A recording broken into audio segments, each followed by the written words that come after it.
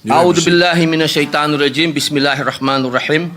Alhamdulillah rabbil alamin. Bismillahi wassalatu wassalamu ala rasulillahi. Assalamualaikum warahmatullahi wabarakatuh. Meron pong naglabas na isang journalist ito, isang istasyon, na sinasabi na ako daw po ay nagngat-ngat dito sa loob ng Senado. Ito po ay Ano po yung... middle finger po.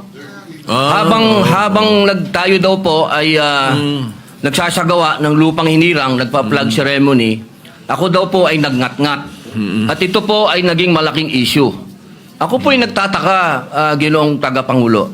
Sapagkat noong pong dati, na binigyan ako ng issue na isang chismis, naglabas po kaagad ng ating Sergeant of Arms ng report at binigay niya po kaagad sa media.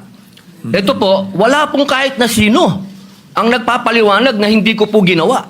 Ang tanong ko po, meron po ba tayong tinititigan sa tinitingnan dito?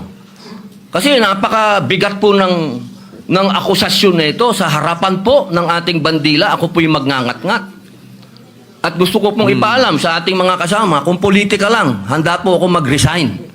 Pero pagka-religion ko po ang pinag-usapan, kahit sino sa inyo, kung ano gusto nyo, wala pong problema.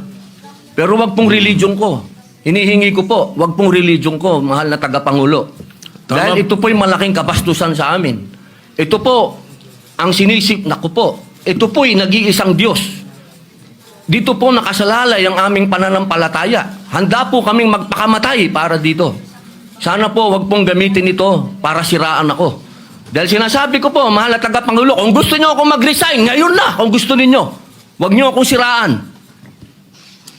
Yun lamang po. Maraming salamat po.